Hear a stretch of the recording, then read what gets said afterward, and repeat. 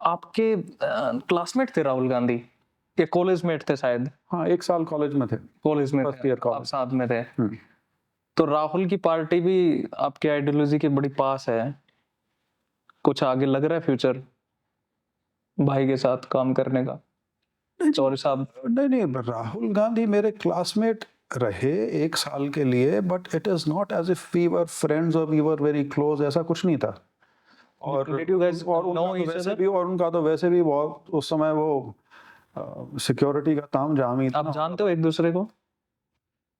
हम defence committee में इकट्ठे हैं अच्छा, उसमें आप वो आते हैं कमेटीज में? काफी फ्रीक्वेंटली। शुरू में कम आते थे लेकिन बाद में तो बहुत आए हैं। अच्छा जी, आप बता रहे थे, सॉरी टू इंटरप्ट, मैंने तो इस जो पार्टी के बारे में और राहुल गांधी के बारे में, क्या उनकी आइडियोलॉजी काफी कांग्रेस की आइडियोलॉजी है, आपकी आइडियोलॉजी क्या? कांग्रेस की आइडियोलॉजी देख लीजिए आप। कांग्रेस की आइडियोलॉजी वो किसी स्ट्रेट जैकेट में नहीं है, वो रोज चेंज होती है।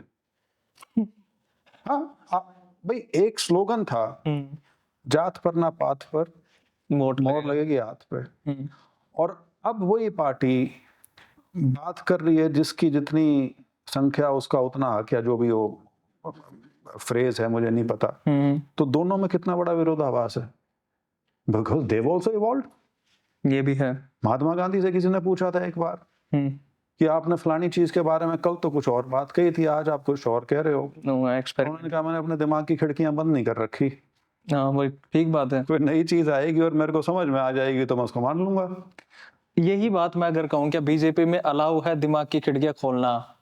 जैसे आपने किसी विमेन प्रोटेस्ट अलाउड है। मैं इसके लिए अगर इस चीज में किसी चीज को दोषी मानता हूँ तो वो है एंटी डिफेक्शन लॉ। अच्छा, एंटी डिफेक्शन लॉ की वजह से पार्लियामेंट में एक जो फ्री फ्लोइंग डिबेट होनी चाहिए वो नहीं हो पाती, क्योंकि पार्लियामेंट में जो डिबेट है, because of this law it gets confined और it gets restricted to your party's view. ठीक है।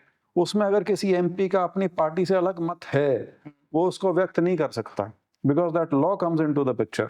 तो इसलिए आप नहीं, मैं नहीं, ये तो सब, ये तो एक सी जिस टाइम एंटी डिफेक्शन लॉ आया उस टाइम उसकी बहुत जरूरत थी।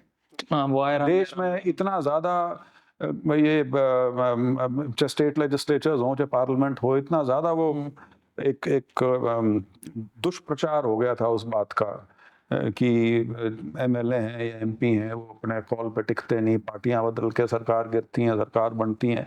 तो इतना ज्यादा हो गया था कि उस समय उसकी जरूरत थी और बड़ा अच्छा लगा था। ठीक है। लेकिन उससे जो बाद में ये चीज धीरे धीरे जब उभरनी शुरू हुई तो वो अब लगता है कि उसके अंदर चेंज की जरूरत है। अदरवाइज जो एक डिबेट होनी चाहिए पार्लियामेंट में, वो अब डिबेट विपक्ष और पक्ष की है। विद इन द विपक्ष एंड द पक्ष, उनके अंदर वेरिएशन का स्कोप ही नहीं है। आप लोग बात करते हो ऐसे वेरिएशंस की पार्टी के अंदर कि एंटी डिफेक्शन लोग के अंदर हमें अमेंडमेंट करना चाहिए? हमारे बहुत से अच्छे सीनियर सांसदों ने अखबारों में आर्टिकल भी लिखे हैं इस बात। नहीं, पार्टी के अंदर वो आर्टिकल लिखना, पार्टी के अंदर बिल्कुल बात होती। क्या कुछ कंक्लूजन निकला उस चीज का? नहीं, कंक्लूजन ऐसे नहीं निकलते। कंक्लूजन तो जब कानून को कभी बदलने की बात आएगी, वो स्टेज पे इतनी जल्दी कोई चीज नहीं जाती। अच्छा, क्योंकि इसको छेड़ना भी तो एक आफत है।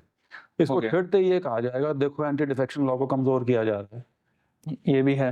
तो वो अपने आप में एक मुद्दा है। Politically it's a hot potato. Change that law होता है।